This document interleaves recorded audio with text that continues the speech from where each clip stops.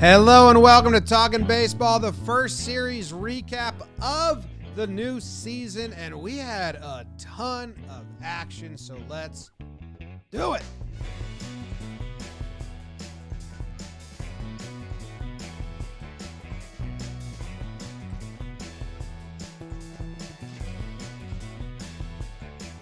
Hello and welcome to Talkin' Baseball. My name is Jimmy. I'm sitting here with Jake. We got Trev in California and BBD behind the dish. Brought to you by SeatGeek. Did the volume go crazy? We thought we fixed that. We thought we fixed that. It did not take. We did a lot of Googling to fix it. Did not take. Apologies. Either way, baseball's here. And we had a hell of an opening weekend, like a ton of action. I'm very excited to talk about it. I am jealous of people that got to go to a game. I have not been to a game. Jake and I were traveling this weekend. BBD went to the game yesterday. Very jealous of that. Been itching. Last night I had like a real big itch. I went to SeatGeek. I looked up some tickets. I saw some in red. I saw some in green. They let me know that if it was a good rate. If it was a bad rate, I think I'm going this week to a Yankees game. And you can, to any game you want, use code Talkin for $20 off tickets at SeatGeek. $20 off your first purchase, the promo code Talkin. Make sure you click the link in the description to download the app. Code Talkin for $20 off your first SeatGeek order. Jake, how you doing? James, Trevor, BBD, I'm doing well. Baseball is back. Especially, opening day, you got a lot of ceremonies. Can't believe they're delaying my guy Garrett Cole 4 minutes like that. Ready to get into the 7 p.m., roll the ball out there, little dinner, little baseball. That's some regular season stuff. And, man, I love it. We had a lot of awesome performances. A bunch of guys that, were making their first appearances on new teams, whether free agents. My guy Seiya kind of balled out this week, which could be huge for baseball and the Cubs in general. I'm good. Jim, like you said, this funny reworked opening day. We both had weddings. Shout out to Rob and Kate outside of Knoxville. Knoxville had it. Big Knoxville guy. Into it. Liked what was going on down there. And, yeah, man, I can't wait to get further and further into this baseball season. And, we get so excited.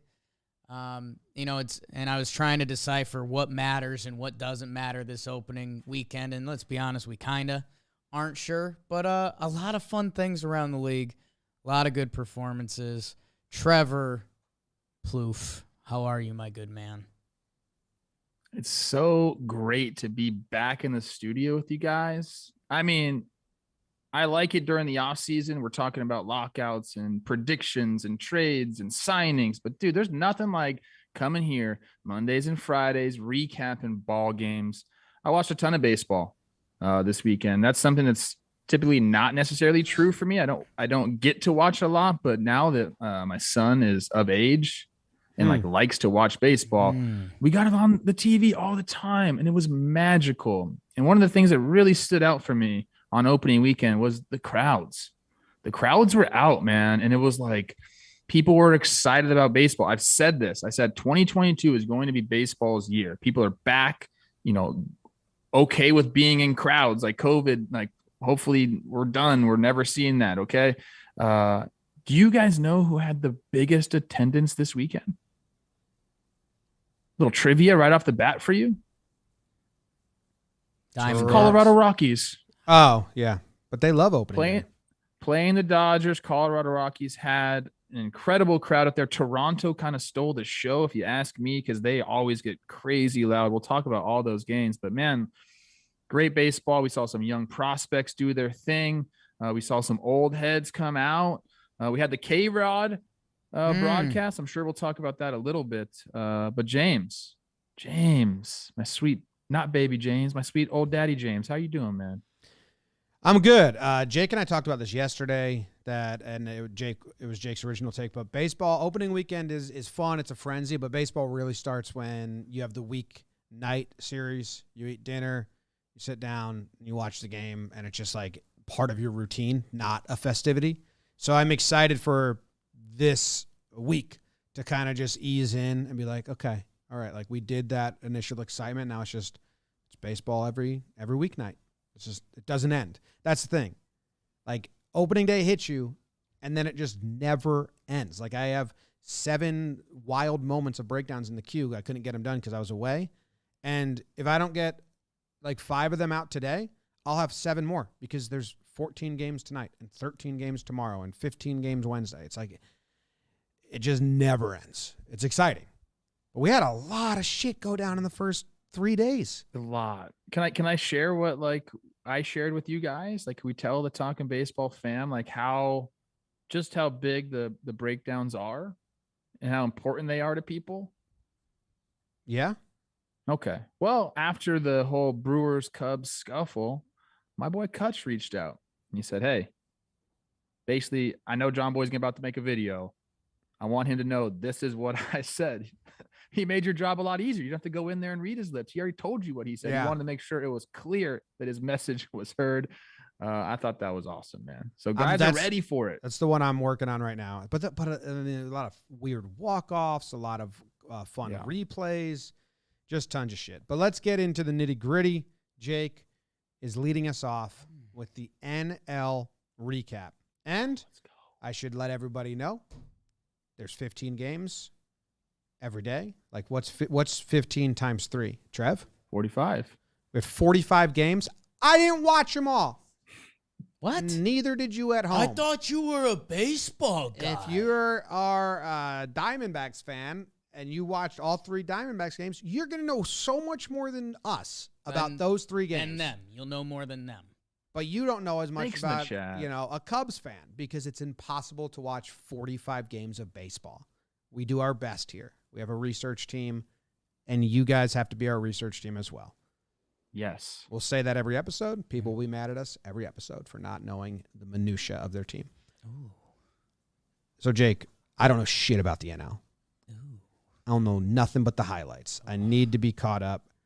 You got Yes, Jakey. 4.5 minutes on the clock. What happened in the National League? Here we go, Jake. Fellas, we're back. How about it? And we're heading to see Jake's Rocks. Actually, Kelsey Wingert's Rocks, our girl, killing it on the sideline for the Rockies. And like Trevor Plouffe mentioned, how's your attendance? And the Rockies showed out for the fans. 2 out of 3 from the Dodgers. Get out of here, Dodgers. It's a new division. Rock pile. Chris Bryant, hey, how's your contract? How's your fly ball? Almost had a bad situation. Dropped one. Didn't end up hurting them. Rocks take the final 2 games of the series, 3-2, 9-4. And the Rockies at home. Remember, that was a thing last year. Will that be a thing this year? CJ Crone, get to know Trev's guy. Happy for him. Connor Joe, that name makes Jimmy laugh every time. Some of the best baseball played this weekend was out in San Francisco. 3 one-run games, 6-5 Gigantes on opening day. We're going to extra innings. Marlins went 2-1 and then a 3-2 Discalfani versus Rogers. There's a sneaky little pitching matchup for you. A lot of fist pumps in this series. Check out Miggy Rowe's Instagram. Check some of the highlights. A lot of fist pumps. I think this might have been some of the baseball played out west. Longoria trying to come back in 4 weeks instead of 6 because he's built different. He's built entirely different. He's Trev's guy. Jazz Chisholm diving catch.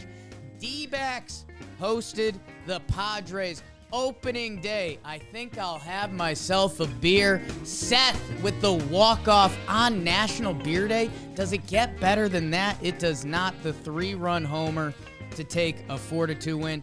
Padres after that dominated. They took the final 3 games. Manaea dropped dick on him. Big Joe Musgrove. And how's our guy Chris Madden, his first start? He gets a win. Padres get off to the hot start. They need Snell, a little banged up. We'll see what goes on there. The Cubbies, the first game, opening day. Seiya Suzuki, all about him. I'm drinking the Kool-Aid. They come back. Ian Happ with a huge opening day moment, 5-4. They blow him out the second game. Brewers salvage the series on the final day. Brewers starters got hit. Not sure about all that. The New York Metropolitans, Buck Showalter, Max Scherzer, They got a new identity, man. Trevor McGill dropped it on opening day. Huge for them. Chris Bassett. Are people talking about him enough? Best third starter in baseball? Saw people tweeting about that. We'll see. Mets take 3 out of 4 from the lowly Nationals. Got testy in that series, too, by the way. Cardinals, they take 2 out of 3 from the Pirates, and that's obvious. Adam Wainwright, yep, drops it again. Nolan Arenado, yep, you know that guy. Goldschmidt's all over the field. Ice Horse, Michael Chavis, he hits the grand salami in the third game for the Pirates to get one in the win column. Good for them. And then in Atlanta, them and the Reds are split in 4. Braves, they collected their rings. Love a little bling on your finger. By the way, Matt Olson, date my daughter. He had a huge series. Hunter Greene, easy hunch. You won't see an easier hunch than that guy. What a debut. Molly has a good start. Hey, good for the Reds to split in the ATL. And fellas, that's pretty much what's happening in the National League.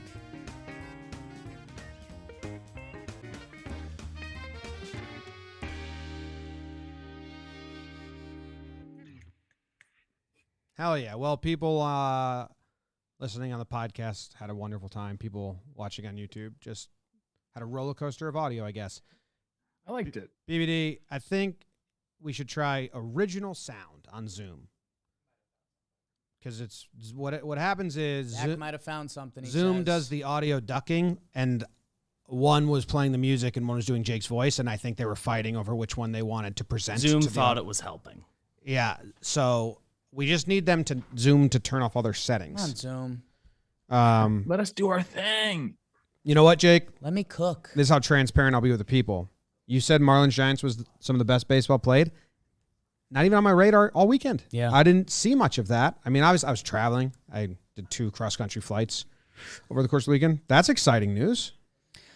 I mean, man, some of the highlights were electric from that series. The Jazz Chisholm dive, if you haven't seen that. Jorge Soler robbed a home run. You might hear some stuff about a big lefty who dropped it in San Francisco, making his debut. Yeah, man, all one-run games. And again, like Miggy Rojas' Instagram, Chris Rose rotation, a lot of fist pumps, a lot of intense baseball. The Marlins and their fish, they made some signings this offseason. They're trying to prove that they should get an invite to the dance this year. And San Francisco trying to back up their last season. So, yeah, there's some real ball played in the Bay, baby. That's a real dogfight to start the season for the Giants. You know, you're coming back out saying, hey, the 107 win season last year, that's not a fluke. This is what we do. And when you talk about the Marlins, you talk about their starting rotation and having to get through that. San Francisco Giants obviously can match it with who they bring out there as well. But to get 2 out of 3 in a hard fought series at home, I mean, look, I'm not gonna discredit the Giants, even though I think I did already in our TPPs. I didn't pick them to go to the playoffs. I think I might have taken the under on this. I don't know, but people, I don't give a lot of stock into opening weekend and how that's going to play out for the rest of the year. But watching the Giants team and seeing, the resiliency and just kind of how they were playing ball first series, this team's going to be for real. Jim, look at the 6 starting pitchers that went in that series. Webb, Alcantara, Lopez, Rodon, Discalfani, Rogers. You're a starting pitcher guy. It's good stuff. Do they all get to pitch too? Your guy Slater hit a walk-off double too, and that's your nickname. So that's awesome. Good for him. How about the Padres? Where do you want to go next? We had 2 benches clearing incidents in the NL. It feels like that's kind of a topic now. I don't know if anyone has them for awards or discussions later, but you had the Cubs and the Brewers, like you said. Kutch texted you. Hit by Pitch Fest. Same with the Mets and Nationals. Kind of running into the similar stories there. If you can't pitch inside, don't pitch inside. And what's an interesting take on this is Eno Saris, friend of the program. We love Eno. He created Stuff Plus, which is like ERA Plus, but just Stuff Plus. How nasty is your stuff? And I saw a recent article all about how stuff is actually better than control. That's the new theory. Like the Rays and the Yankees have changed their minor league system. And they basically, the results say if your stuff is nasty, but your control is mid, you're better off than having pinpoint control and mid stuff. And I think that's leading to all these hit by pitches because guys have nasty two-seamers, and then they try to bust them inside, and then they're just hitting guys. And you see guys getting hit in the head. I mean, Alonso took one to the head, and then Lindor took one to the head, and Contreras upper shoulder, Happ to the knee. That was a slider. A lot of back foot sliders. I mean, I saw just like so many back foot slider hit by pitches in the toes or the knees. I think I can count like 5 just from. So it's early. Yeah, I saw a bunch as well. That's a hitter's worst nightmare. You're talking about a guy with plus stuff, movement everywhere with lack of control. I mean, it's not fun to get in the box. You're not planting your feet in the box. You know, they're a little softer in there. So hopefully, you know, like keep that to yourself, bro. Like don't be like going and telling organizations that, because I'm a hitter's guy.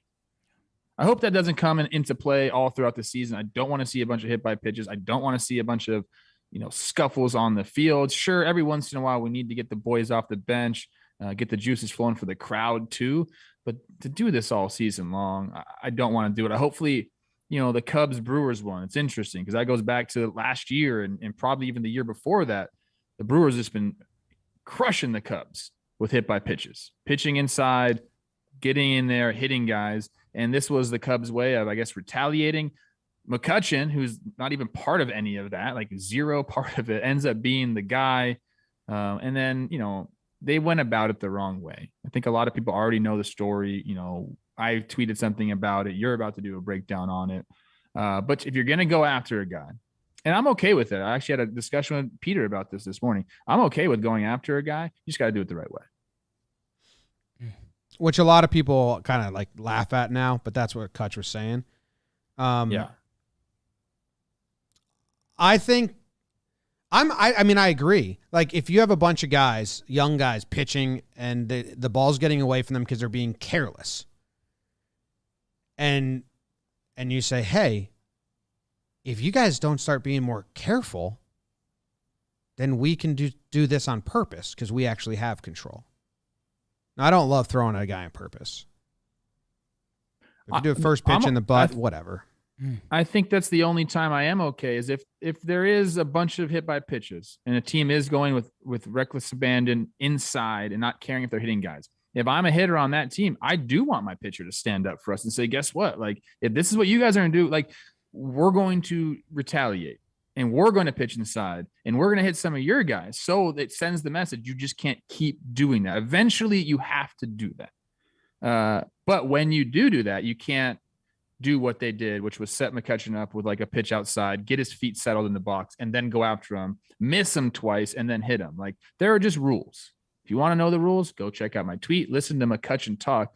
An incredible soundbite by him. Cool, calm, and collected after the game. There's just a right way to do things. I think it's funny. I mean, for the Mets, I kind of became an instant galvanizer. I mean, between Buck and Scherzer, the new leaders of that team. I think it's funny for them. It's the Nats who the Nats ain't going to be on the radar this year, which is kind of tough. Cubs, Cubs Brewers, like Cubs want to be in the mix this year. And if a couple things click, they could get to the deadline. Those are two cities that probably like an underrated rivalry in baseball. Like those cities are an hour apart. And we knew a couple Brewers fans that, did the hour drive to Chicago to go see that game for opening day. Like that's a real one. Like those are two of the closer baseball cities. Interested to see the ripple effects of that through the season. Anything else in the NL you want to touch on? In the National League, let's see. Padres off to a good start. I mean, sorry, Jake Snakes. They were in the chat. I'm not sure if they're there anymore, but 3 out of 4. I don't care if it's from the D-backs. Like, they went and took care of business. You're supposed to win games against the Diamondbacks. 3 out of 4 is a great way to start the season. And, the Padres train, it's rolling. I don't know who's on it. Like, I got one leg on, one leg off. I think I'm on, though. I'm moving along with it. What about you guys? It's tough, especially when we get to standout performances later in the show. There's a couple really good pitching performances. Most of them were against teams expected to be the lesser teams this year. The Padres 0.82 ERA from their starting pitchers. Musgrove gave up the only 2 earned runs, a 6-inning pitch, 2 earned start, which nowadays is like gold in baseball. Oh yeah. I'm happy for the Padres because they need a good start. You're right. It kind of doesn't matter that it's the D-backs. It does a little bit. But they get the ball going in the right direction, which they needed. I think it's funny, just in general, the NL and mid the AL as well. Baseball kind of, and we were just talking to someone in the office about this. Like, it's not football. It's like anyone can win on any day. There's 162 games. And when we did like the live stream, and just in the first 2 days, it was like, okay, the Rockies beat the Dodgers twice. The D-backs beat the Padres game 1. The Cubs beat the Brewers game 1. There was a bunch of the Reds beat the Braves, which was like the biggest upset. In the AL, I think we got some as well. It's like, oh yeah, baseball's baseball. Like, the worst team will win a lot of games. A lot of games. Unless you're the Orioles, winless. Yeah, only winless team. Yeah, everyone's got one in the win column. There's only one kind of major injury. One of our guys in the AL, we'll probably talk about that. But no, everyone's on the board. Like, even, Braves, Reds, what do you do with it? The Braves, the Reds showed off some of their young guys, between Hunter Greene, he goes out there. And then, if you're the Braves, you kind of want to see how Matt Olson looks, and he goes nut job this series. So it's 2 for 2 at home. But, I remember, I think our first episode last year, the A's might have got 4 games swept by Houston. And we were doing like a panic. Are they dead? Are they dead? They ended up being buyers at the deadline. Didn't work out. But there's no one really hitting the panic button unless you're like a insane Orioles fan. No. Before we move on to the AL, let's talk about Hunter Greene a little bit. Sure. And what he did. And this is another thing. Like, you have this guy, Reds. What? The direction of your franchise still is perplexing to us all. Hunter Greene comes up, gets the victory in his first start, just blowing cheese. Just up there. And not only that, because we know he had the fastball. We know he could bring it. But his off-speed pitches were looking good too. Peter Moylan, who I did baseball today with, said he was in the building, saw it all. He was very impressed with the poise. I think CC was down there. It was kind of like a big day. Hunter Greene, our Talking Baseball social media platforms put out the cover page of Sports Illustrated when he was in high school. He was Ohtani before Ohtani was Ohtani. Like that, or they said he was going to be. He was hitting in high school, also, pitching as well as he did. Now he's obviously just focusing on pitching, but huge prospect coming up, looking really good. I mentioned on this show that he worked out with Stroman in the offseason at Pepperdine, so definitely learned from him as well. But when you see a guy like that come up, paired with Jonathan India, maybe 2 back-to-back Rookie of the Years, what are we doing, guys? Maybe they're really good and we just don't know. Maybe this will be the team that they're like, hey, we didn't need those guys. We got this. Could happen, people. Maybe. Some head shaking. Maybe not. Maybe. Go Rocks. Go Kelsey. Shout out Hunter Greene, 818, Valley Boy. Let's go. Oh, that's why. Valley Boy. Saw Ollie out there. And yeah, Cardinals dominate the first 2 games because they're the Cardinals against the Pirates. Let's try to do the AL recap, huh? Let's go, James. You want to give it a shot? Let's see if the audio can handle this. BBD, do you want me to play the song? You want to give it a shot? All right, here we go. 1, 2, 3, 4. Oh, well, okay. That's on my end, though. I muted it. And here we go. The Orioles went down to Florida to play the Rays and got swept. Like we said, the only team to not win a game. They were in game 1. It was a close matchup, but they traded all their good relievers right before the season started, so they lost late and close. And then they got blowed out in game 3. The Rays are the only team to win all 3 games. The Orioles are the only team to lose all 3 games. Kluber looked good in his performance. Wander Franco looked really good. Orioles are the Orioles. Red Sox and Yankees played 3 games in the Bronx. The first game goes to extra innings, and the Yankees win it in the 11th inning. Yankees bullpen was really, really good, 0.96 ERA, and they pitched a ton of innings because the Yankees did not want their starters to pitch a lot at all. Cora was the opposite. He didn't really want to give the ball to the bullpen, and he had his pitchers go 3 times through. He even had relievers go a bunch through. Devers is really good still, and basically this series is Stanton and Verdugo are each other's nemesises as they both have 5 hits each, and Verdugo caught like every ball to him, besides one. Rangers and the Blue Jays put on an absolute slugfest in Toronto. The first game had 18 runs scored, and the third game had 18 runs scored. Barrios did not get out of the first inning. Ryu looked really bad in game 3. The Blue Jays starting pitchers were awful. Their relief pitcher was not good either, but they hit the shit out of the ball. They win the first 2 games. The Rangers did take game 3 with a bad starting pitching performance of their own from Howard. So just bats in Toronto. Astros and Angels played 4 games. Valdez versus Ohtani to open it up. That was a ton of fun. Syndergaard versus Verlander in game 3. The Tommy John return game. That was cool. Astros took game 1, took game 2, took game 3. Nope, Angels took game 3. Astros took game 4. Tepera, the guy who said that the Astros were still cheating, he gets lit up. They all light him up. Tucker had a big home run, and the rookie Jeremy Pena had his first career home run. Astros look good. White Sox and Tigers. The Tigers win game 1 on a bizarre walk-off. It goes off of Pollock's glove, then hits the wall. They come back and win it, but the White Sox win game 2. White Sox win game 3. Luis Roba had 5 hits with a double. Vaughn 4 hits. Baez Meadows 4 hits each. The new guys for the Tigers. And I think everyone feels decent about themselves. Besides Giolito, he goes to the IL, and that is a bummer. Mariners take 2 out of 3 from the Twins. Game 4 is today. The series is not over. They win the first one and the second one by 1 run each. Mariners starting pitching at a 2.57 ERA. Pretty good. Haniger, 3 extra base hits. Buxton hit a 3-run home run for the Twins. That was exciting. Gary hit a grand slam. Robbie Ray, 7 innings pitched, 1 earned run with his Mariners debut in game 1. Mariners win the first 2. Oh, the Guardians, their first series ever. They lose their first 2 games to the Royals. They win their 3rd game. Bieber, his spin rate numbers were like, ooh, baby. He got hurt before the sticky stuff rule changed last year, so people were kind of eyeing it, and they were like, oh, the biggest drop-off out of anyone we've seen yet, baby. So that's scary. Guardians get the win in game 3. And there you go. That's the AL.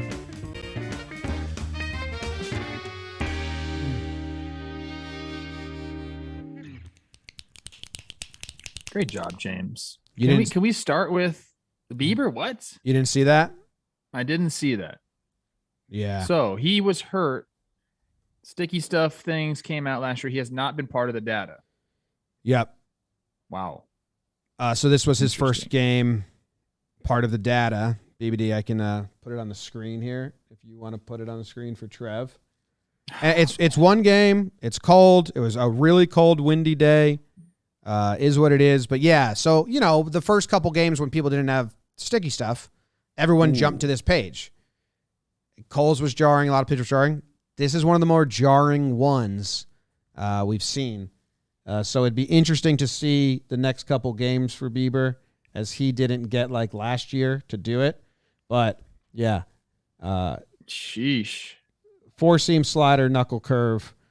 4-seam down 200 RPMs. The curve down 410, Trev. I don't want to jump to conclusions. That's not fair. You got to wait it out. Just a one thing. They are giving everybody the same rosin at each stadium now. That's an interesting kind of tidbit there.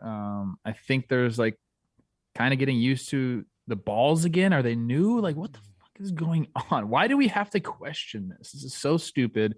Hopefully we saw this happen last year at pitchers. Like, a lot of them went down initially, then kind of figured something out, whether it was they figured something out or got used to not having to use it. You assume that. No, they started using it again last year, in my opinion. Did you hear, Trev? You weren't here for this, and we had a nice laugh session about it, because MLB came out and said they're changing the way umpires are checking now, And if you watch it now, it's hilarious. They're like, we're going to check their fingers. Jake and I laughed pretty good at that because like, oh, how was that not the first? How was that not the first concept? So now they don't look at the glove, the belt. They don't make them undress. They literally just, the pitcher just sticks his 2 fingers out. The hand you throw with. Yeah. Let me see them fingers, boy. I mean, I don't love that either because look, you put some stuff on. No, if they wipe it off side, on their walk to the umpire, it's like an immediate ejection and fine. Yeah. they have to just hold their hand out like basically. my last pitch. Yeah, basically. If you see it, yeah. Like Sevy did it after. I didn't see it. Yeah, it's much easier and like smarter. It makes last year hilarious. So what? So you guys having guys undress. Wipe off before your last pitch. Yeah. I don't know, guys. I don't know. I think we can outsmart all of these rules if we really want to. We know that there was, one of the other bigger drop-offs last year when Sticky Stuff went down was in the Guardians bullpen, Karinchak. So, they had a little bit of the glue around there. Mm-hmm. We'll see what goes on with Bieber. Royals, hey, couple wins to get it going. Guardians went nuts. Steven Kwan, man, I hope we're talking about him later. Our guy Oscar Mercado with a grand slam. He did. He was one of the few talking baseball interviews that we were kind of like, I don't know if we gave him too much good luck last year, but now he's back. Now he's back. And Foolish Baseball and I decided I have Bobby Witt Jr. He has Steven Kwan. So we came to an agreement there. Congratulations to Foolish, who looks like he maybe picked the right guy opening weekend, although Bobby Witt, who we will talk about a little bit later, also was very, very impressive for the Royals. Did you guys see any of the Mariners Twins action? I saw some Mariners Twins. Those are good games. A couple ex-Yanks over there now, sure. Gary with the grand salami. Are you still his hitting coach? Do we need to cover that?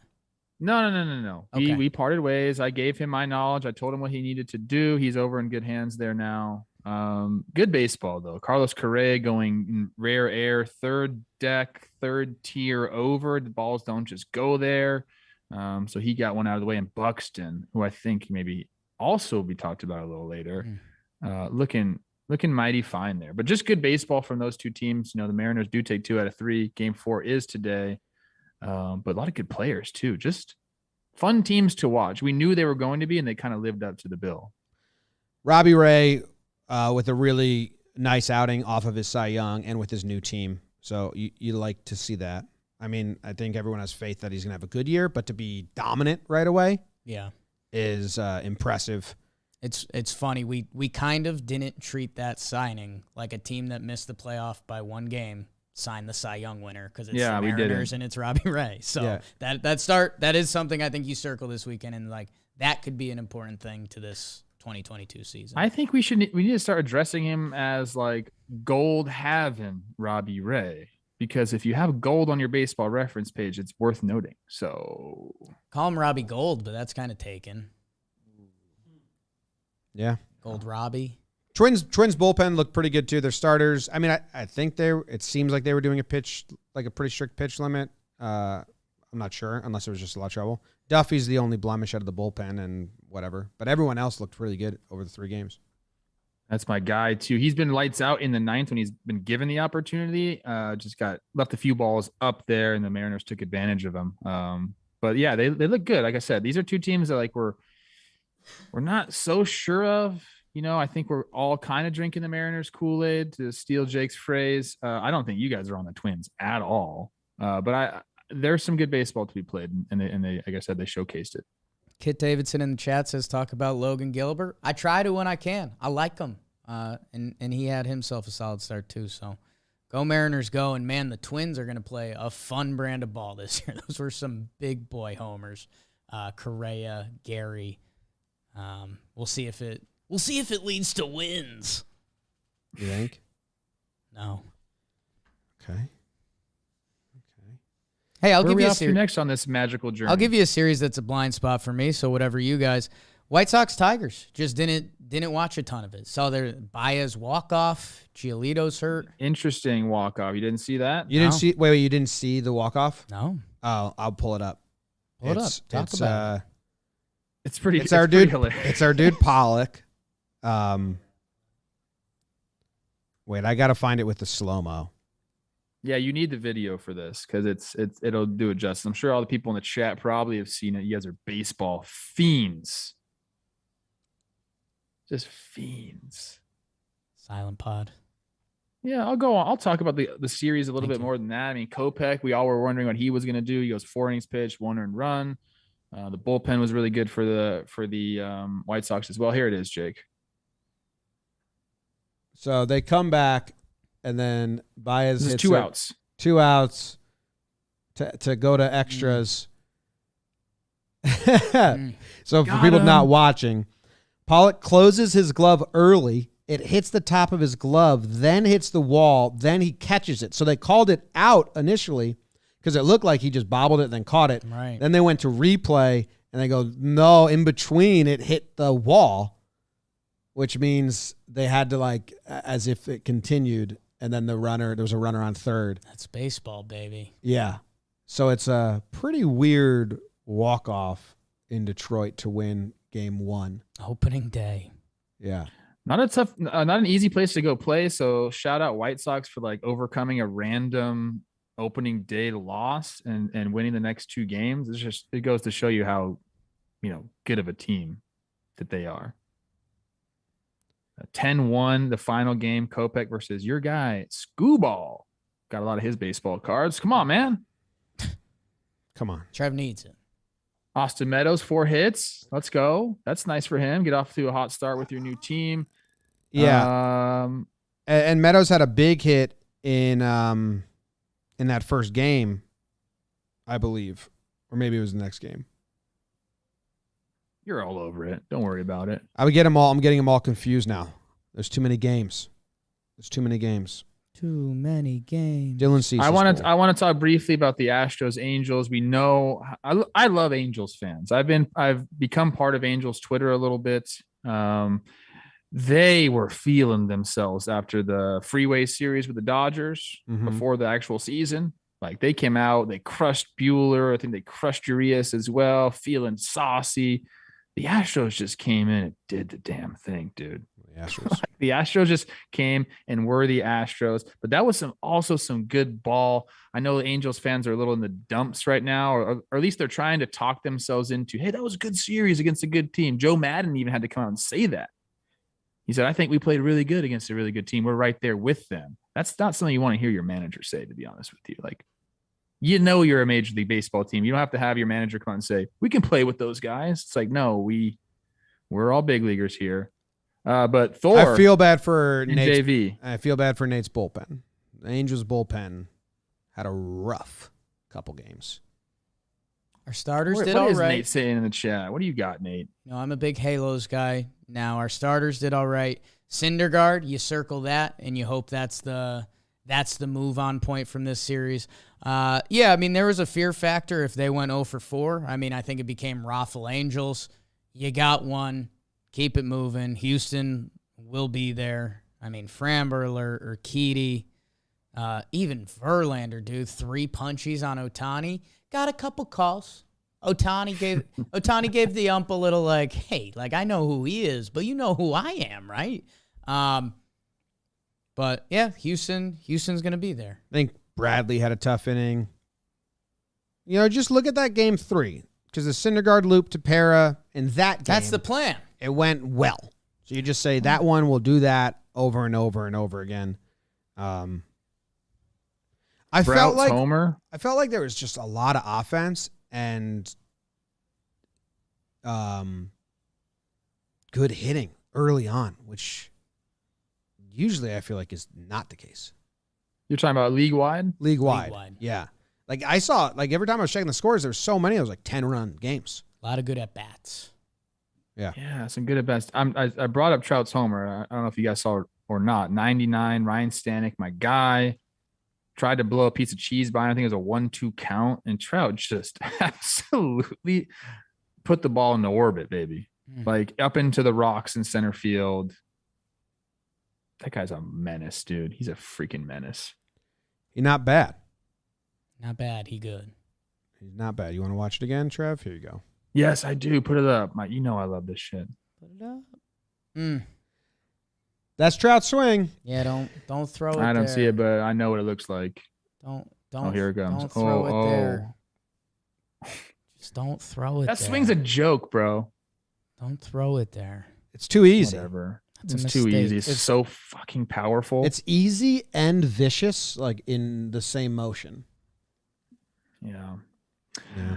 2 more series. I mean, how much time do we got? We got to go through them all. We got the Rangers, the Blue Jays, which was seemingly a slugfest. It was. Now that I'm looking at the scores, Backyard Brad. Yeah. Whoops. 2 Yeah. homers. He actually led the series off against Barrios, which set the tone. Yeah, Good I went through. I looked at every single pitch Barrios threw because I was like, "What the fuck?" Not injured, but he didn't get out of it, and he actually didn't look that bad. I watched every pitch. He just missed the strike zone by an inch, like 80% of the time, and they just weren't chasing. And then he got behind. Then he made sure he hit the strike zone, and they hit him. But I was expecting to be like, ooh. And then I was watching. I was like, oh, I don't know. Blue Jays fans, like, are you discouraged? Because the result's awful. But I was watching him. I wasn't that bad. Ryu, I'm a little more scared about. And I didn't get a chance to go watch what happened to Ryu. But I feel like it's been a while now since we've seen Ryu. Didn't he have a rough year last year? Did he right the train at some point? There's some up and downs. They hit the ball hard, though, the Blue Jays. Both ways. Yeah. Nuts. Both ways. I think I'm interested to see, again, things that potentially matter first week of the season. Are the Texas Rangers a hitting team? I think that was one of the TPP things that jumped out to us. Like, that lineup, Seager, Simeon, but we were still like, there's some gaps. Like, Adolis Garcia and Nate Lowe, the 2 guys that Nathaniel Lowe, early settler, they also added small pieces around them, some not so small, like Mitch Garver. Look at some of those career numbers. That's not so small. Backyard Brad, Trev's breakout guy. Like, they added pieces that is the Texas Rangers lineup going to be a thing this year? Because let's be honest, that offense has been dead since the new stadium, at least. It's kind of funny. Like, if you think about what we talked about in our TPP with the Rangers, we're like, well, they got to like score a ton of runs because they're going to give up some runs. And that's kind of what happened. They need to score more runs, which is going to be tough. If you want to bank on a bounce back start, if you want to sprinkle a little cash, I guarantee you next start for Barrios will be really good. Okay. Wow. Guaranteed cash. Yeah, he's an adjustment maker. Well, John Gray to the IL, that doesn't help Texas's pitching. Damn. But Trev, you say you got something for them to sprinkle. I'll just go right to DraftKings then, because you also have your World Series prediction, which is still live at DraftKings. Trevor Plouffe announced his World Series prediction for the 2022 season. Those odds better be going up. The Brew Crew let me down first series. First series. It's It's live. The Braves went 0-4. If you go to the DraftKings Sportsbook app, it should be a big banner right at the top. Trevor Plouffe's prediction. You can sprinkle some money on that because he got it insanely correct last year. You can also bet $5 on any game and get $200 in free bets if they win. Download the DraftKings Sportsbook app now and use promo code JOHNBOY and you can bet $5, win $200 in free bets if your team wins their game. Promo code JOHNBOY at DraftKings Sportsbook, an official sports betting partner of Major League Baseball. 21 plus. Restrictions apply. MLB trademarks used with permission. All right? So don't be acting like they didn't. Show notes for me. Okay. More details. Don't come at them. They have their permission. MLB granted their permission. Allowed. Yeah. They said, we'll give you permission, but you just better let everyone know that we gave it to you. A lot of people coming at me about the Brew Crew already. A lot of people. Oh, you're an idiot. You know what makes me mad? Tell them to lick a cut. Yeah. People are like, you're a one-hit wonder. I'm like, bro, no. I mean, like, maybe. First of all, no, I'm not, because this season I'm going to hit it again. Second of all, to even hit it once is a miracle. Yeah, doofus. Holy man. All right, we have the international recap. International. Yeah, the internet. Actually, we just kind of did that with the Blue Jays. Anyway, Trev, interleague play. Here we go.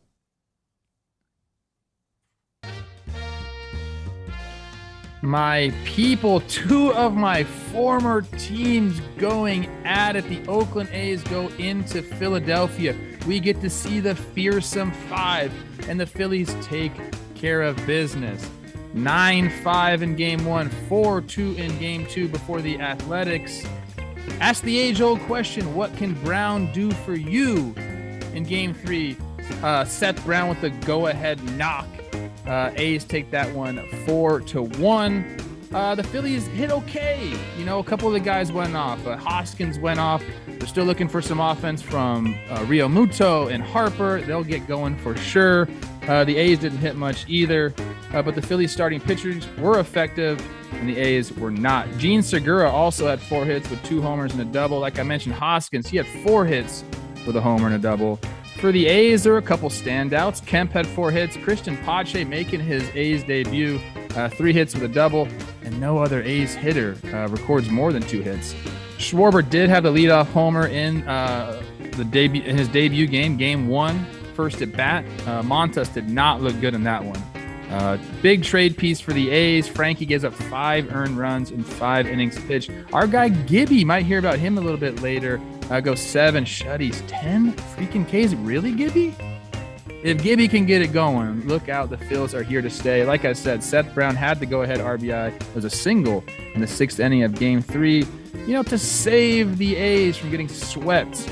But Philly looks good. They take care of business 2 out of 3 games, and that, my friends, is what happened in the international interleague play. Great job, Trev. Great job. Great job. Phillies, I feel like, had a lot of good stuff happen to lose 2 games. Like, they didn't lose. Sorry. Okay. They had a lot of good stuff happen. It felt like, I hope they're excited. I guess same thing as the Yankees. They lost game 3, so maybe it changed a little bit. But, I mean, Schwarber's home run to open it up was awesome. Harper hits an home run later. Castellanos got his home run, right? Gibby was awesome. Gibby was nasty. I was at my favorite bar. 10 Ks? Gibby's 10 that Ks. guy? It's the A's. They stink. I was at my favorite bar in the Bay Area, right outside the Bay, most people will say, and watching A's highlights. And Kemp made a defensive play. I don't know if anyone saw it, but it was very nice. My Jess's friend Tony. Yeah. Yes. Yeah, I've been at a wedding with Tony. How do we all know Tony We all in some know roundabout Tony. way? So that's my A's. I think I danced next to that's him. my A's update.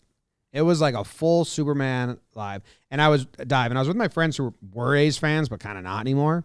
And they were like, they traded everyone, but they got all these guys that are good, right? And I was like, no, they were kind of good like when you were an active fan. Now they're getting $500,000 to just be there. He was like, oh, they got all the guys. No more back. than that, James. Remember, league minimum is up, baby. Oh, yeah. And they got Bose headphones now. Yeah. Manfred gave them all Bose headphones to say, hey, let's try to get along. Peace. That's perfect. Way to go. That solves it all. Finally, peace within baseball. Gibby, like you said, again, hopefully that's something that's important this year. You know, we forget how good Gibby was for Texas when he got traded. 19 starts at 2.87. If they're getting that from Gibby, even for the first half of the season, like these Phillies that we all kind of fell in love with a little bit when you really look at that lineup. Yeah, you're right. The A's lineup, but yeah. Go Phils. Next series is a big one for the Phillies. Mets coming into town. I'm sure that'll be a heated battle, but man, those boys do look good in Phillies pinstripes, don't they? Like Schwarber and Castellanos. It definitely elongates Schwarber a little bit, which he needs, I think. I mean, he's had that with the Cubs, so he had a bomb, right? I like Schwarber. Yeah, I said that. I like that. You don't like him? No, I say I do. I like that home run. There's certain people that hit home runs that just make me feel like excited. So it's like when Schwarber gets a hold of one, it's like, yes, that's baseball. That's nice. Let's go Rhys Hoskins. 4 for 9, double and a home run, 3 ribbies, 3 walks. Like, I want to see Rhys. I want to see him truly be one of those guys. You know, a Castellanos or, you know, a Rio Muto. Like, he has all the potential in the world, especially offensively, to go and put himself with those guys. And I want to see him do that this year. I want to see this Phillies team cook. Well, Go look at Rhys Hoskins' stat page when you get a second. Sometimes Phillies fans act like he's a problem. That's not what the stats say. 865 career OPS. Yeah. You guys want to go to the second half of the episode? We're already there? Yeah, I think the going too fast. Only thing I want to say was we didn't really mention Rays-Orioles, and that's because the Rays raised and the Orioles stink. I hate them. The Rays. Rays. Dude, the Rays. I hate the Orioles. The Rays have good speed. Wander got like a infield hit. I think Randy got one, or Margot when they rallied. They had a sac fly. They had some good movement around the infield via speed. Wander was their 2-hole hitter. They have 2 lows in the lineup again, so that's upsetting. Mm-hmm. And who was playing first for them? Herman? For the Rays? Yeah. Choi or Yandy? No, it was neither of them. Who was playing first for the Rays is the question. I'm looking it up right now. Harold Ramirez? Yeah, Harold. He made a nice play as well. Yeah. 3 for 7, Harold Ramirez. Yeah. No, I watched a lot of. I was flipping around. They just looked crisp. The Rays. Wander with a casual 6 for 11 to get the season started, kid. You know what was mean? Shane McClanahan hit Cedric Mullins' first pitch of the season. What the hell? It's like, dude, Mullins is trying to just exist here. Please be cool about it. Yeah, don't do that. Don't do it. Orioles don't count. Okay, fine. Fucking Rays. Orioles are a triple. Who took the under on them? That was you. You're the fool this year. I was the fool last year. You're the fool this year. I'm drinking Rays haterade, and that's fine. But I'm drinking more Orioles because it is now year 5 that not only are they not competitive, they're not close to being not competitive. The Orioles will choose a team in the AL East and beat up on them. I don't think they will, dude. Rays have won like 15 straight against them. Yeah, but so it's not the Rays. I don't think they have a team this year. They always have a team, it feels like. They might be sub 50 wins. You can tell that to Kevin? I'm so over the Orioles. Kevin texted me during the show and said the Orioles haven't lost at home yet. Yeah. I said, you're demented.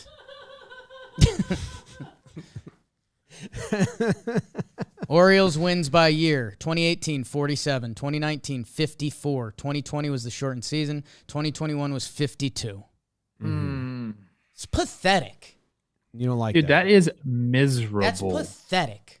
Trey Mancini, Jesus. They won 8 games against the Yankees last year. He doesn't deserve It's that. not. That's like not even. Honestly, I'm gonna tell you this right now. It's like you're not even in the big leagues because you're not. You're not in it. You're just there. Guys, I've played on a 100-loss team.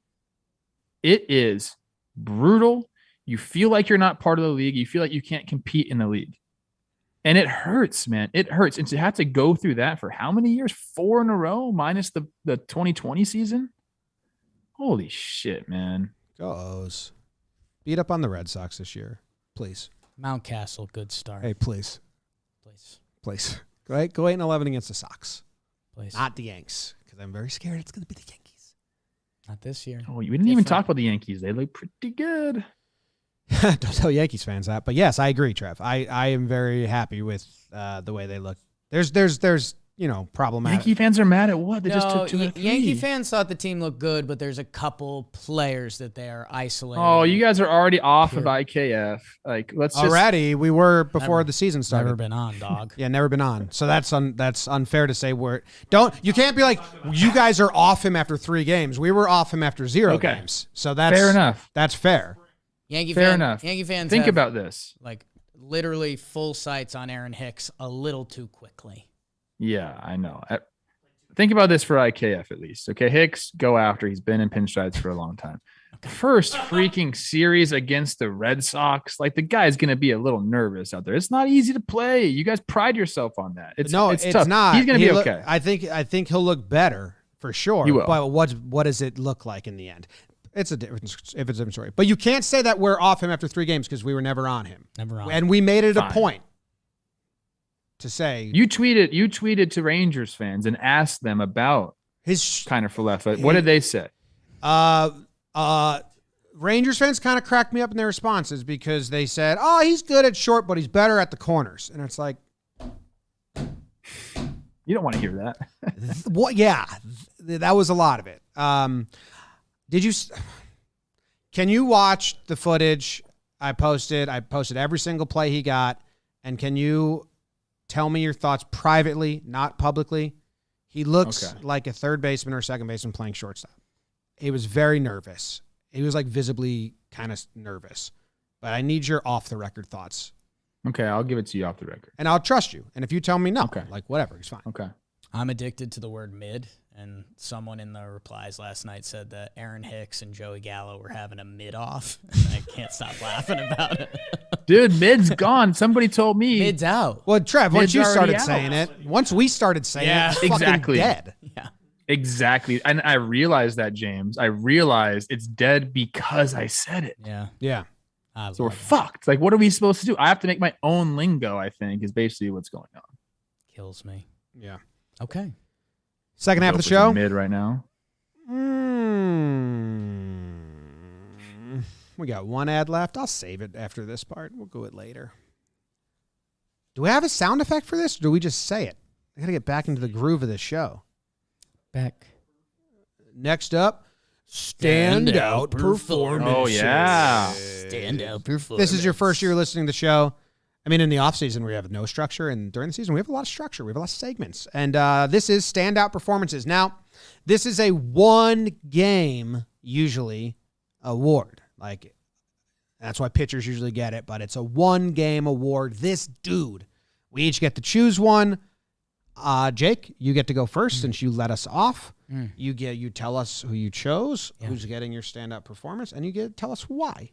I am taking a guy who is the definition of not mid. I'm taking Trev's guy, Byron Buxton. You guys know when I'm giving out an award, I usually find a way to pat myself on the back. I had Buxton as my sleeper MVP candidate. If you're sprinkling a little cheddar on someone with steep odds, the numbers in his recent games are insane. He had a 2-homer day. He ended up hitting 3 straight homers. And Trev, you like that highlight we just showed of Michael Trout hitting that 99 up and out of the park? Buck Daddy caught one 105 miles per hour. The second fastest pitch that's ever been hit by a home run by a Minnesota Twin. And, dude, you talk about fast twitch muscles. Watch the swing. You've never seen someone less freaked out by 101 up in the zone. Buck Daddy is a freak. Some of the ways you can dice up his numbers, put him in a company literally by himself for what he does on the offensive and defensive sides of the baseball.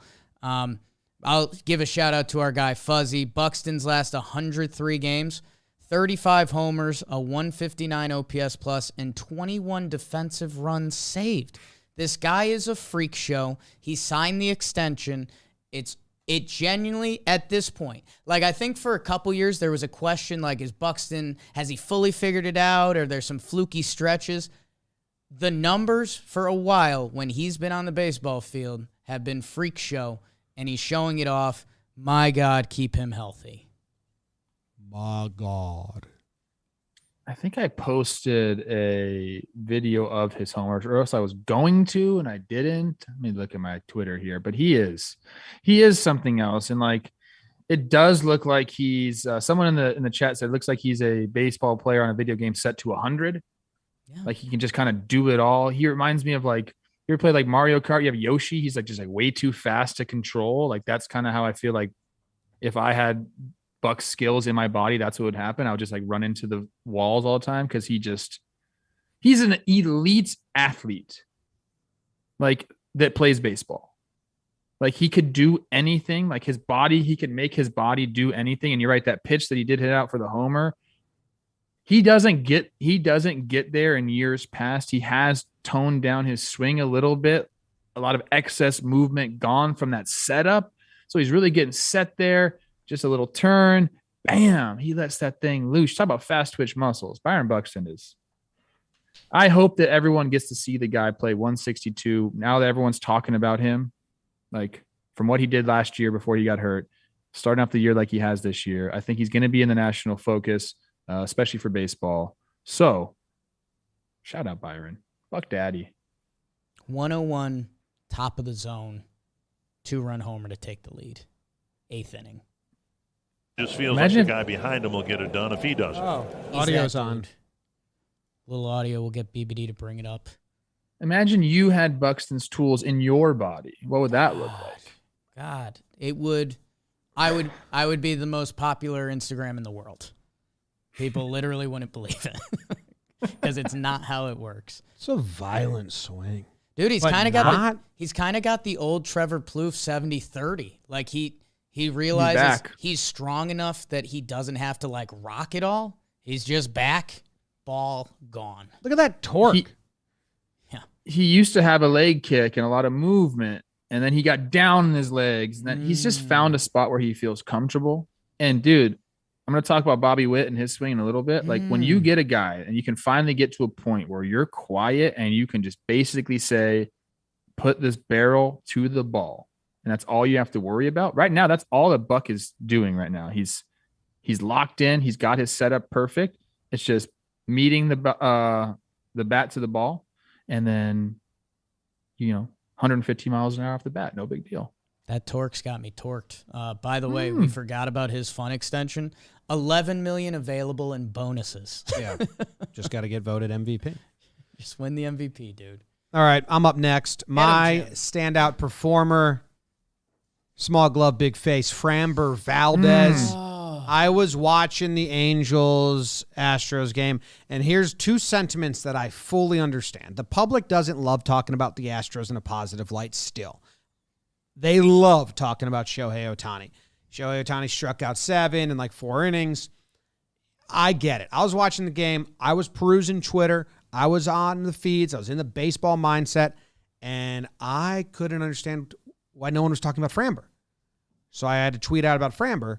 And it felt like, I looked up at one point and I was like, hey, world, do you not understand that he's 6.2, 0 earned runs? He had 1 hit at that time because it was before he got taken out.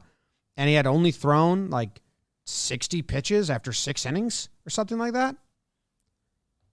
This is the Angels lineup.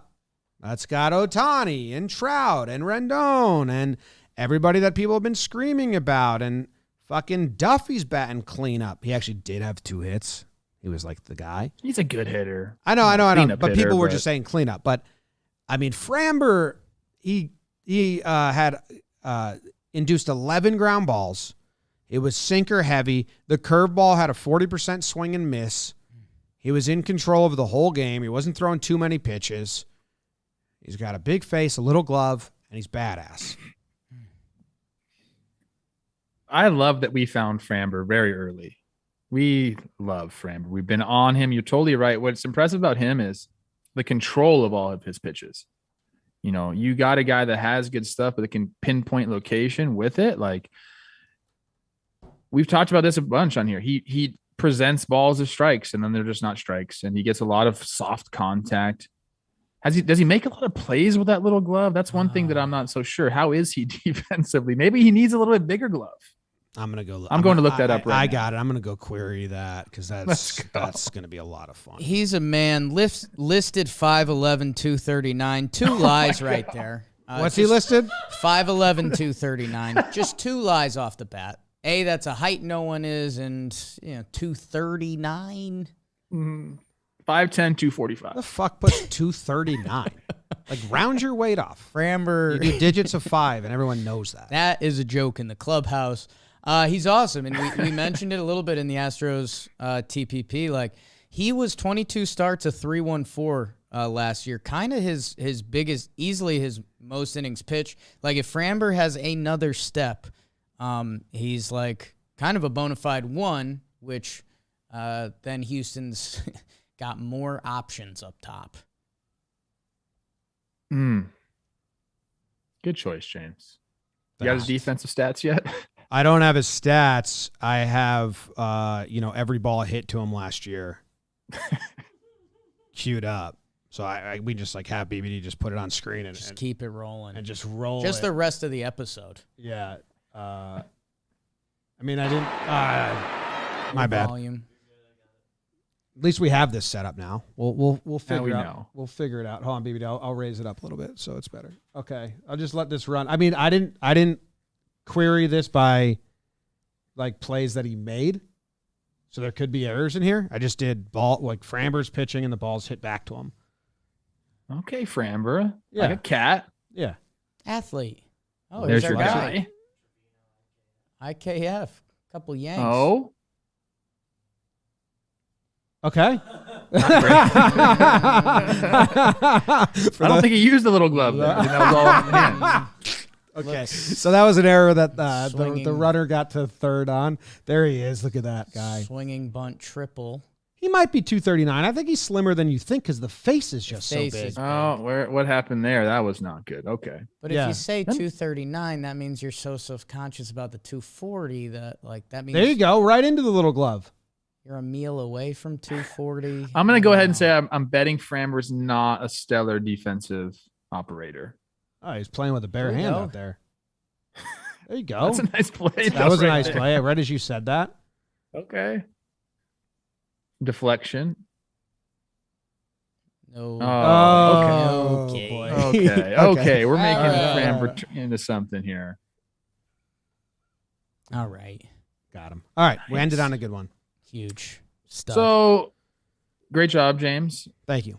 Moving on to mine. People are going to be mad because I think they want to talk about Steven Kwan, who was 8 for 10 and has had big games. I can't do it. I gave Steve to Foolish Baseball.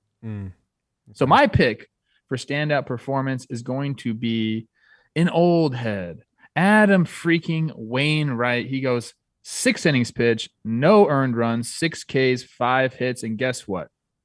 No walks. That's my favorite thing. Adam Wainwright knows exactly what he's got behind him. Elite defense behind him. Goes ahead and gives them exactly what they need. And without Jack Flaherty right now, Wainwright needs to, be Adam Wainwright. And how old is he right now?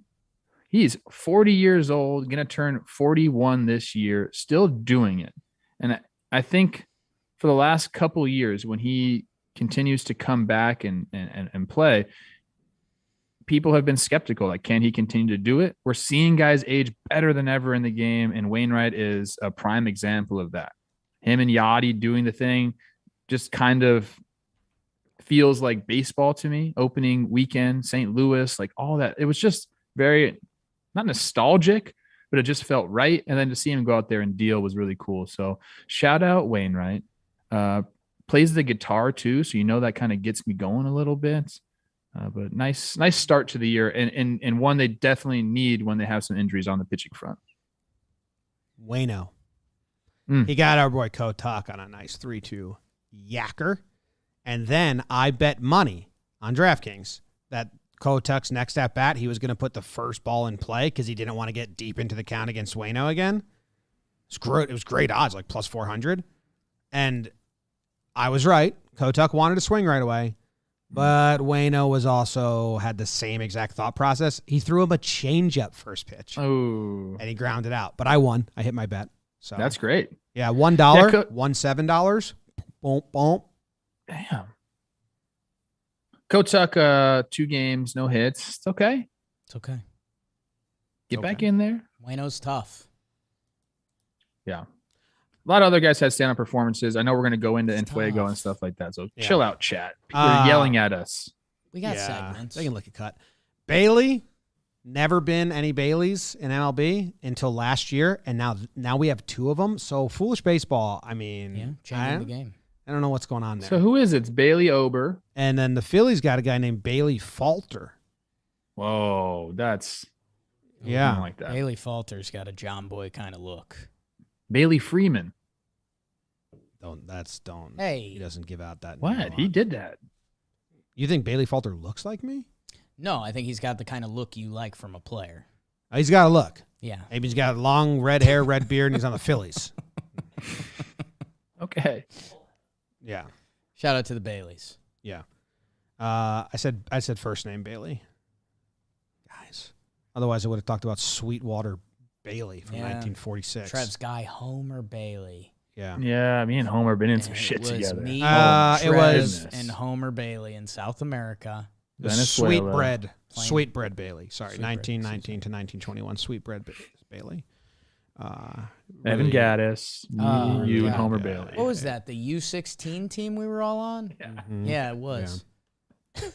Gaddis. That was fun. I got bad news. No.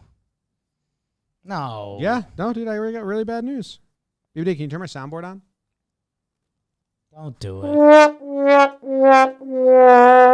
Slump Watch. Now, Trev, last year, Slump the Watch. connection would get bad and he would leave and we would do the robot picture. It's a great picture. Shout out Nina who drew that. I think, Trev, you're sticking around. Are you staying and hiding for Slump Watch?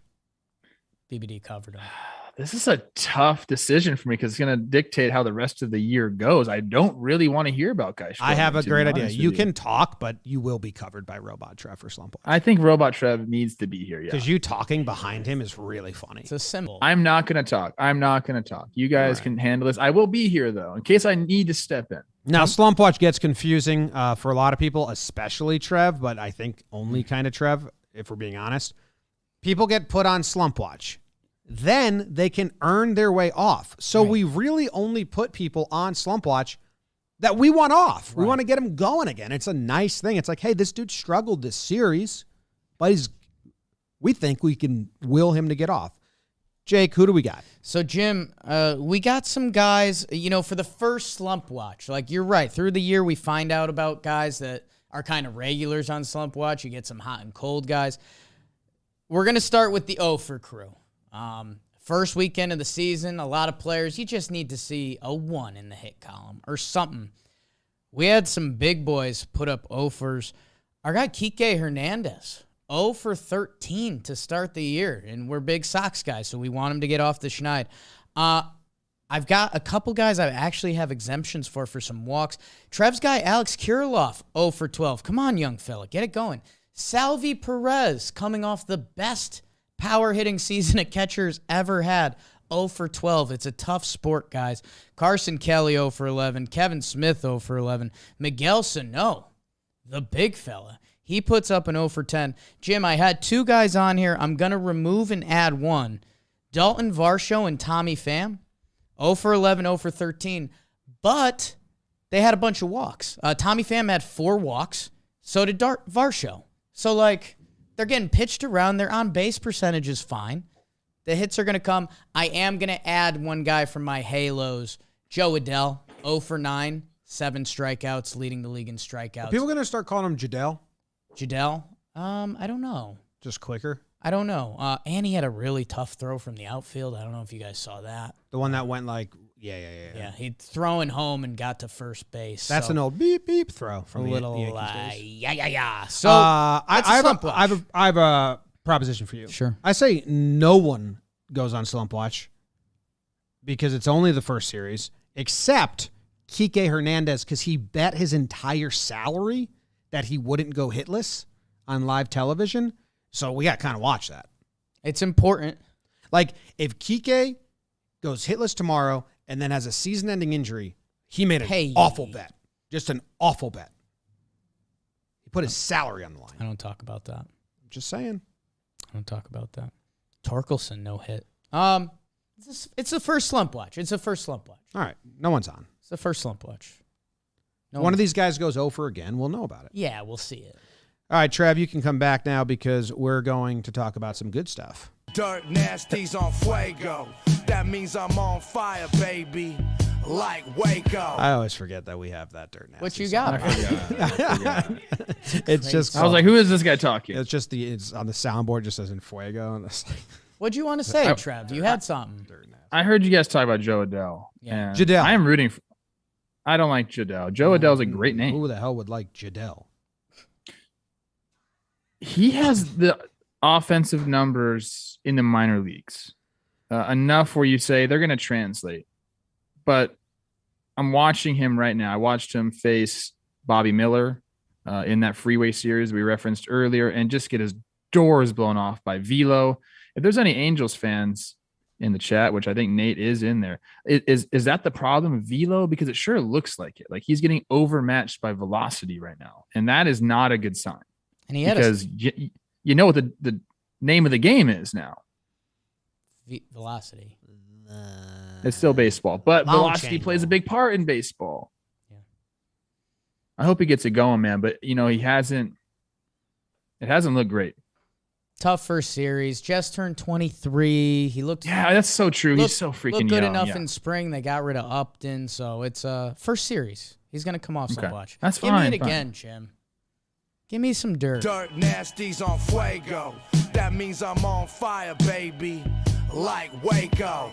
Trev, I'll reward you, and Bailey, and actually Fuzzy again. Stephen Kwan. Rich homie Kwan goes 8 for 10.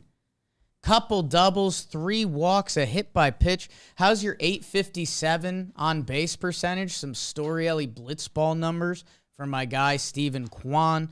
Matt Olson, marry my daughter. He goes 8 for 14 with a yacker in his Braves debut. Nolan Arenado, a little 6 for 12 with 2 homers. Giancarlo, let the rhythm take you over. Giancarlo, he is barreling everything. 2 homers. Profar with a good start. Good for you, kid. How about my guy, Breggy Smalls? We're a huge Houston company. He gets 2 homers, 6 for 14. Canna. Mark Canna, 7 for 10. Very sexual. The side-by-sides of him and Starling Marte are like, oh, sexy guy, not sexy guy. You take your vote on who. What? Jeff McNeil, also with a hot start for the Mets. A big pivot point. If McNeil is back again doing pesky things for Los Mets, that could be important for them. So that's our Fuego list. What are you looking up? Pictures of Canna and Marte. I mean, there was one side shot, like they were literally showing the outfield, and it was Marte and Canna, and like Marte had the chest open, the chain out, just like. Did you see the gif of Marte when he's yelling at the Nationals for hitting, and then he kind of like flips his jacket and like peacocks his chest out? It's like, feathers out. Yeah, I like that. I want that. You like any of those guys, Trev? No. Giancarlo Stanton, huh? That's your guy right now.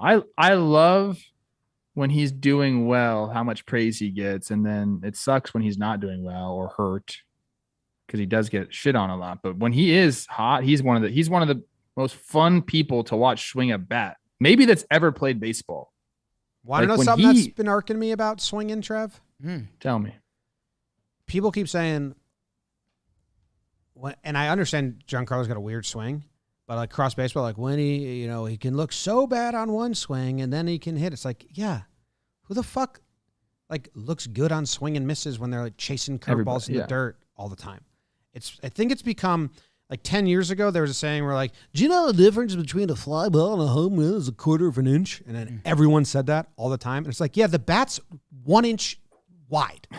So duh. And now I feel like it's the same thing where people keep tweeting, when he doesn't get it, he looks awful. But when he hits it, my God. And it's like, yeah.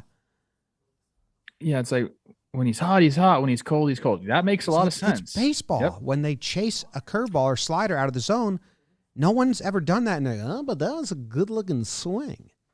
And that's so all. I'm on that. Yeah, if you're a baseball fan, understand that the swing isn't the problem most of the time. It's timing. It's your vision. It's the way the pitchers are manipulating the strike zone. Like, you don't control the variables. That's what makes hitting so damn hard. You can look very foolish, especially if you're a guess hitter. But Stanton's locked in right now. How many games in a row against the Red Sox with the homer? Like 6? It was 6, but something like it that. ended. It was 6. It ended yesterday, yeah. That's what you want out of your dude in pinstripes, a guy that can go and do that. So he was hot. Who else? I mean, Bregman was definitely hot. Arenado. Everybody in the chat's been asking us to talk about what he did. I mean, He's a hell of a player. What do you want us to say? We know that. Colorado, you're stupid for letting this guy go. And paying for him. And you're paying for him on the Cardinals. All-time third baseman. Here you go, St. Good Louis. for Matt Olson. Get this guy out of here. Matt Olson has a lot of good days. Yeah, he's rich. Tall, rich, Hey, they give you that contract, Jake. friend of mine. What's forget about buying your mom a house. Sure. We don't want to hear about any of that. What are you gonna spend that money on? First thing you buy for yourself.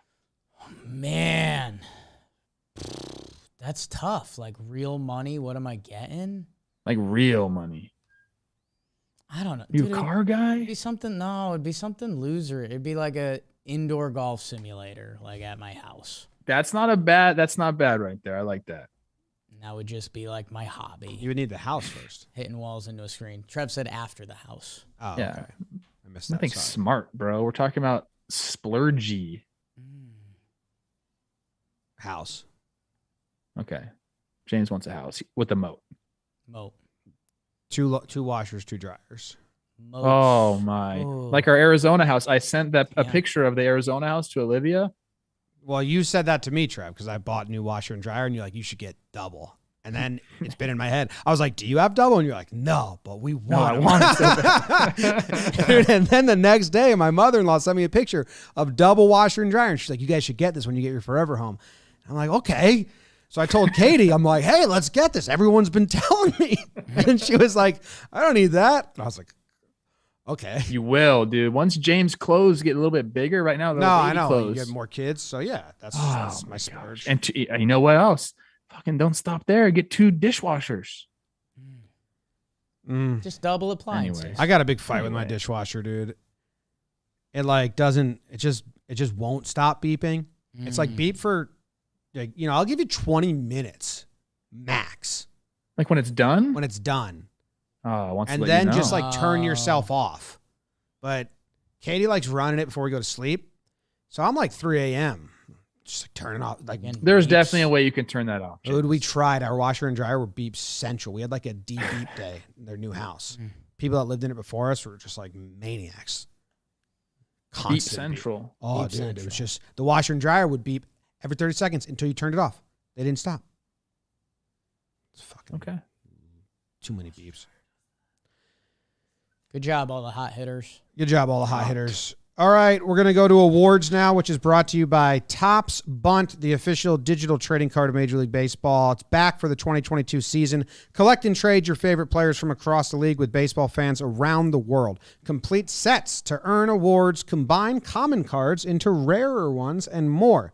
Bring your card collection to life by setting lineups using cards in real-time scoring fantasy contests. For more info, download the free Topps Bunt app by clicking the link in the description or visiting the App Store or Google Play. Topps Bunt 22. Now we go to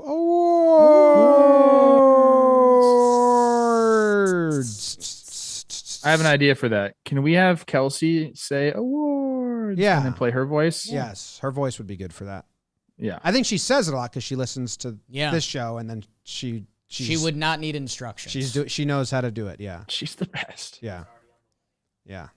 Thanks, Kels. I know he's already been mentioned multiple times for kind of not getting awards. Stephen Kwan, dude, fucking rookie. You're hoping to get a hit your first weekend. He got 8, dude. Like, that's awesome. No more talk about him though.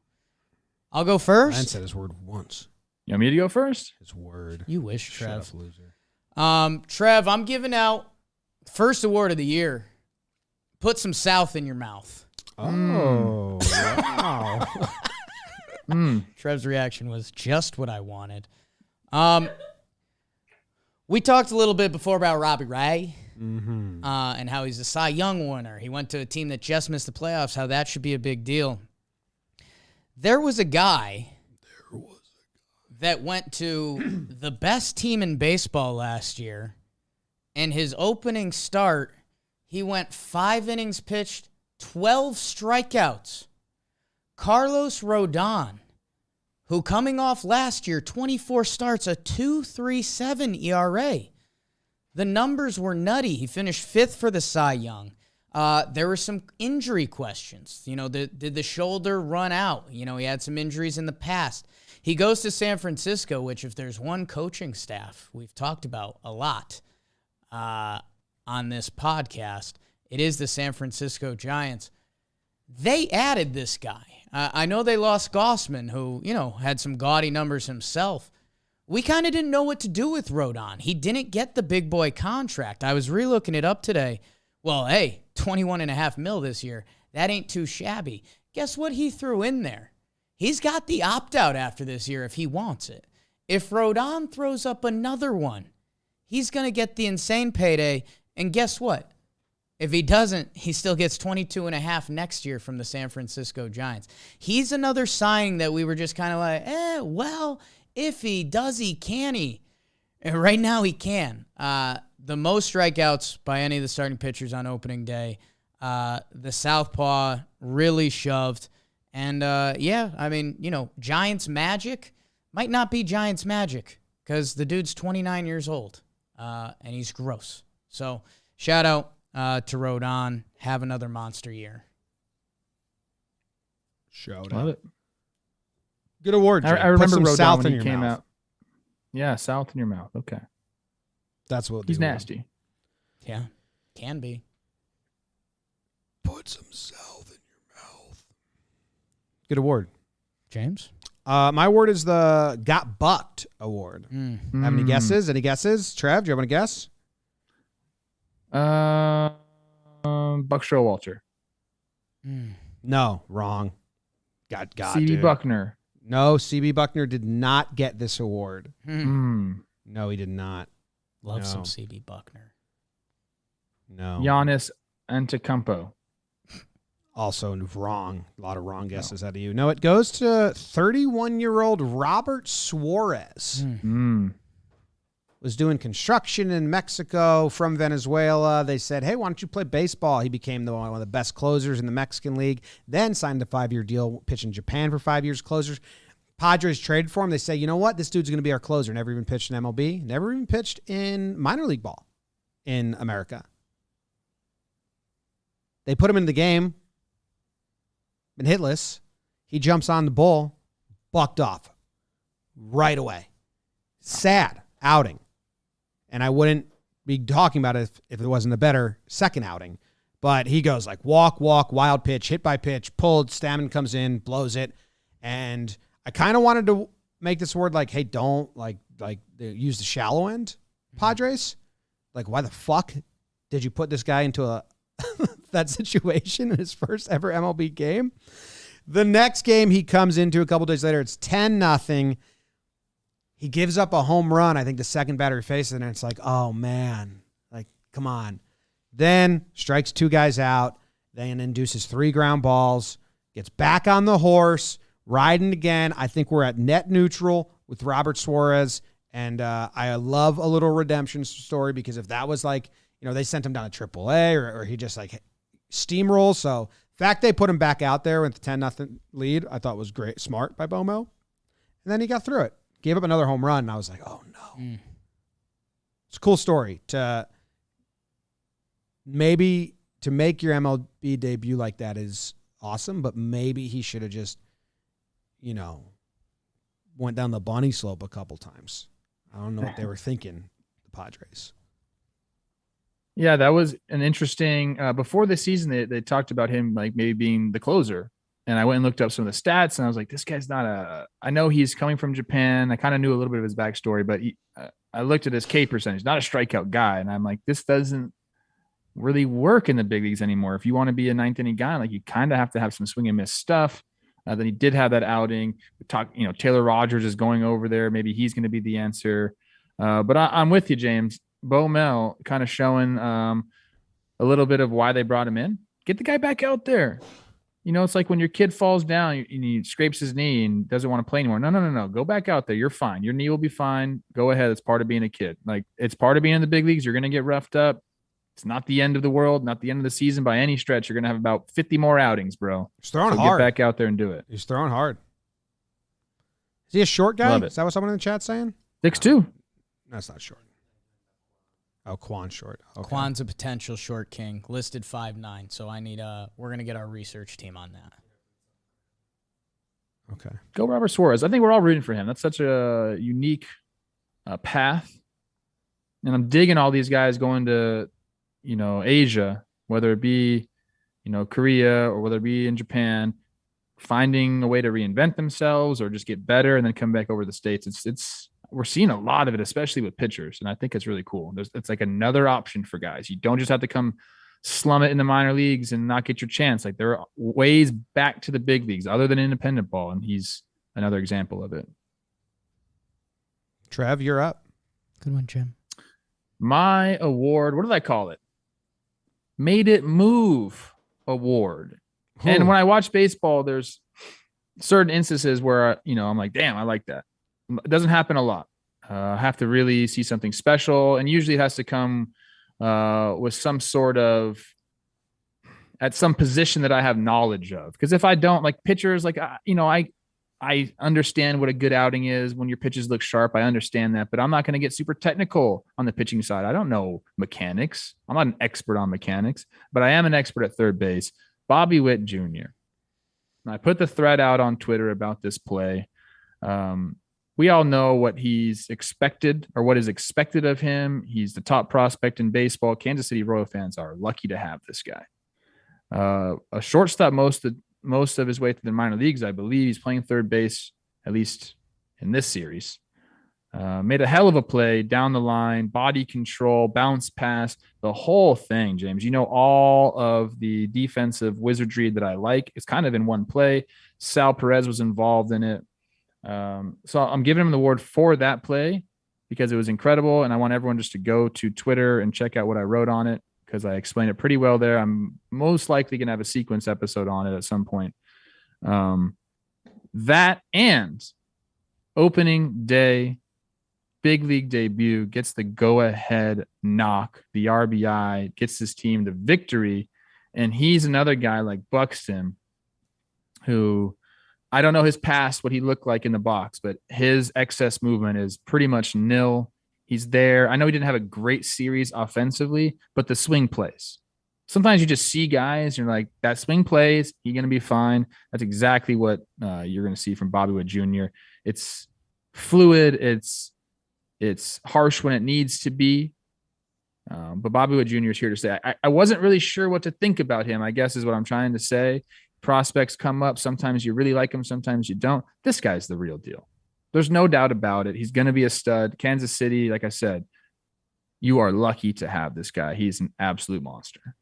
So you made a move. Thank you, Bobby. I really liked your tweet thread. I always like when you break down infield or stuff like that because it's stuff that I don't pick up on. And then I retweet it, and then I got upset about some Royals fans who love Salvi Perez too much, and we're like, Salvi was a big part of that play, and it was like, no, dude, it was maybe 10% of it. Yeah, no, Sal. Yeah, he moved. He shifted his way into fair grounds and caught a. He didn't blow the play. It's a lot of weight, but there were people replying to your thread trying to like act like Salvi was the star of that play, and I was getting upset with them because you can have a favorite player. Yeah, Bobby Witt was a great play. What I love about Bobby too is immediately after the play, he went to Sal to say, "Hey, bro, like, thanks for picking me up. I know I threw you a bounce pass, but thank you for doing it." Sal was not looking at him. It was one of those things where like he'd go like, "Hey, bro," and then nobody looks at you, so then you have to put your finger down and like look away like that never happened. So look, shout out Sal. I love Sal, but Bobby Witt, the play was incredible. Like him, looks real. Jake likes him. Looks real. He looks real. All right. So to end the show, first, BBD, who is our best friend of the week? Best friend of the week. We gave him a quick shout out earlier, but it's Gibby. 7 innings, no earned. 10 Ks, just 2 hits. Didn't walk anybody in the process either. For a pitcher who only plays once every 5 days or so, Gibby gets a lot of best friends of the week. Yeah. It's a best friend. He's a good guy. He's a good guy. Now, start of the year, 10 Ks, 7 innings. Other ads must have been mad efficient. We have a segment that we do to end shows called Elevator Talk. I am going to pivot and say that this is going to be our end of this show on Mondays because on Fridays we have the Stimulator Simulator. Oh, I thought that didn't come out till June. Oh, are we waiting till after? I don't know. I'll Absolutely stimulate not. all Let's year. go right away. I'll stimulate all year. But I think we can't do both. Okay. So like there's 2 segments that end the show. Well, hey, and the elevator talk is brought to us by our warehouse games. Yeah. We just announced that the one-on-one league is coming out Thursday. So Yeah, the new season starts. Go It's a watch bit that. different. Mic'd up games. It's Mickey Cass. It's a lot of fun. Nice. All right, you guys can see the wheel. Give me it, baby. Elevator talk, for those that don't know, you find yourself in an elevator with a person wearing a hat of this team. Please, not Here's the some Orioles. quick fodder. Not the Orioles. The Phillies. Oh, yeah. All right, so first you talk about Schwarber's leadoff home run, and you say, what a way to start the season, am I right? Then you make a joke about how, it used to be the Philadelphia Athletics, and they beat the A's, if you want. Is that even true? I jumped to my former teammate, Sam Fuld. We forget. We forget. He's the GM VP right now. Dombro's the Prezi. Sam Fuld changing things there. Okay. Talk about Bryson Stott a little bit. You say Alec Baum was the future at third base. We got this guy Bryson. Maybe he's going to push Alec a little bit. Maybe they'll push each other. Maybe there'll be 2 great players on the same field. Yeah, but Bryson's kind of took the lead there, huh? You know what you're really talking about? Saying we're 2-1, and Ranger Suarez hasn't even pitched yet. Takes the bump tonight. So, this is a quick elevator trip. It's got to happen like now. But Suarez. Talk about him. Corey Knievel, 2 appearances clean. Wow. Phillies pen. His pitching and his results. Jake sucks. Thank you, everybody. We'll see you Wednesday for the midweek episode.